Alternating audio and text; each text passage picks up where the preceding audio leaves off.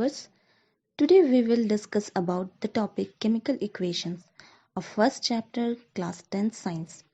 In the last video we have learned the meaning of chemical reaction and we have seen the characteristics of chemical reaction. Now you have to know how chemical reactions is related to chemical equation. You can say that chemical equation is a representation or technique of writing a chemical reaction in which we use chemical symbols and formula. So this is the definition for chemical equation, that is, it is the representation or technique of writing a chemical reaction in which we use chemical symbols and formula. Now why it is necessary to use chemical formulae or symbols?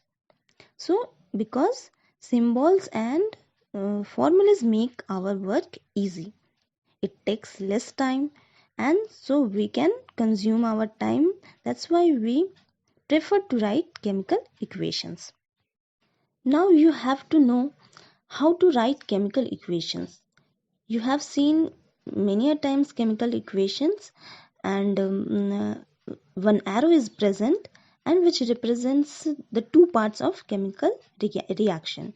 So something is written left hand side of the arrow, that is LHS side, and something is written at the right hand side, that is RHS side. And the things which are written in the left hand side are called reactants, and it gives you the information about the chemical substances which takes part in the chemical reaction. And the things which are written at the right hand side of the arrow are known as products, and these things are the new substances which are produced by the reactants. So all the products are written at the right hand side of the arrow.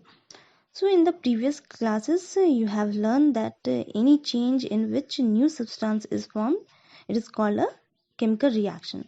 So always we write new substance which is formed in the right hand side. So this is the representation of a chemical equation. While writing any chemical equation, you have to keep three things in your mind. First, you have to know the chemical symbols and formulae. Second, you have to identify the reactants and product in that chemical reaction.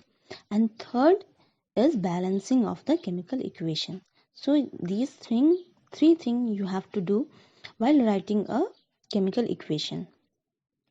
So you may heard that we have to balance any chemical equation. So why it is important to balance a chemical equation? Or what we have to balance here?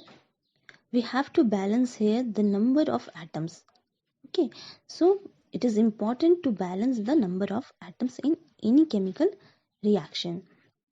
Any element or compound which take parts in the chemical reaction, it has the same amount of atoms which participate in the reaction and the product, that is the compound or element, and it is in molecular or atomic state. So the total number of atoms which present in the reactant should be same in the product formed. So whenever you write the chemical equations, you have to equate the number of atoms in both sides. So you can say that a chemical equation occurs when the number of atoms of different elements in the reactant side is equal to that of the product sides. So this is the definition of a balanced chemical equation. So now you have to equate number of atoms. So equating the number of atoms in equation is called balancing. But why it is important? Do you know why it is necessary to balance a chemical equation? You may learn this thing in class 9th. In class 9th, you have learned the law of conservation of mass. So according to this law, this law of conservation of mass. In a chemical reaction, the mass of the reactant is always equal to the mass of the product. So when we compare the mass of the reactant and the mass of the product, it always comes equal. And this is a universal law, means it is applied in every chemical reaction. In every chemical reaction, the mass of the reactants always equal to the mass of the product. So whenever we write the chemical equation, it obeys the laws of conservation of mass, or we have to write a chemical equation in which the laws always remains valid. So now now you can understand that balancing of equation is uh, very important. And let's see with an example the balancing of a chemical equation. Here one example is given. When zinc reacts with sulfuric acid, it forms the zinc sulfate and hydrogen. So let us examine the number of atoms in the different elements in both the side of the arrow. Let's see what are the elements present here. Zinc, hydrogen, sulfur and oxygen elements are participating in this reaction. And if we see the number of atoms in reactants, zinc has 1, and the number of atoms in the product, zinc has 1. And if we see the hydrogen in the left hand side, the reactant side, it is 2, and at the right hand side it is also 2. So and if we see the sulfur is 1 in the reactant side and 1 in the RHS side, right hand side. And oxygen also in the reactant side is 4 and product side is 4. So it is an example of balance equation, chemical equation. One more example is given in your book, which is a unbalanced reaction. In this, iron reacts with water, that is H2O, and gives rise to ferric oxide and hydrogen. Or you can say the product is ferric or iron oxide and hydrogen gas. So if we see the number of atoms in different elements present in this unbalanced equation, the elements are participating iron, hydrogen and oxygen. So number of reactant in the Fe in the reactant side is 1, and the number of atoms in the product side is 3, and hydrogen is 2 at the reactant side, and at the product side it is 2. So hydrogen is balanced here. And if we see the oxygen, it is 1 in the reactant side, but at the product side it is 4. Now question arises that how we start the balancing of chemical equation. So it must be remembered that we cannot alter the formulae of the compounds or elements involved in the reaction.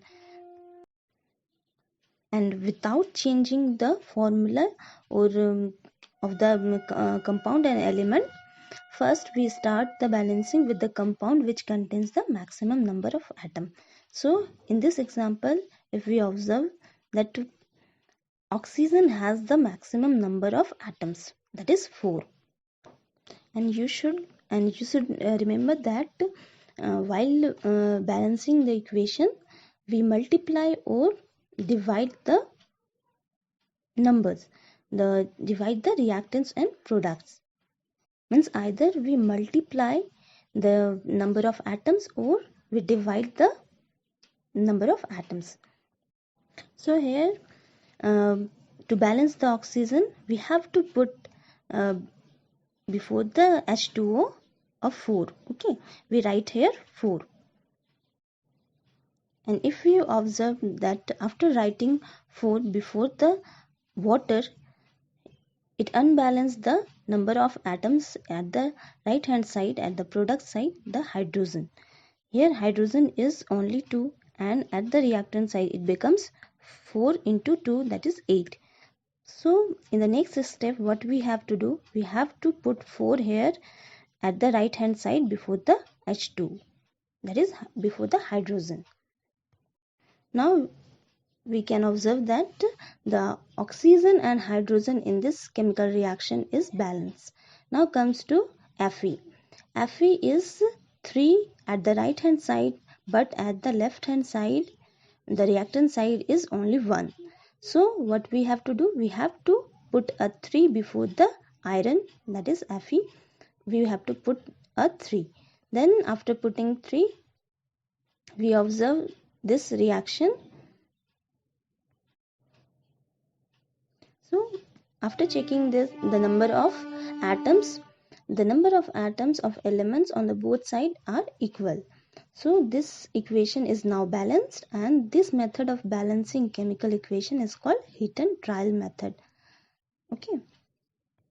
So likewise we can balance the equations, different chemical equations. Here another examples are given.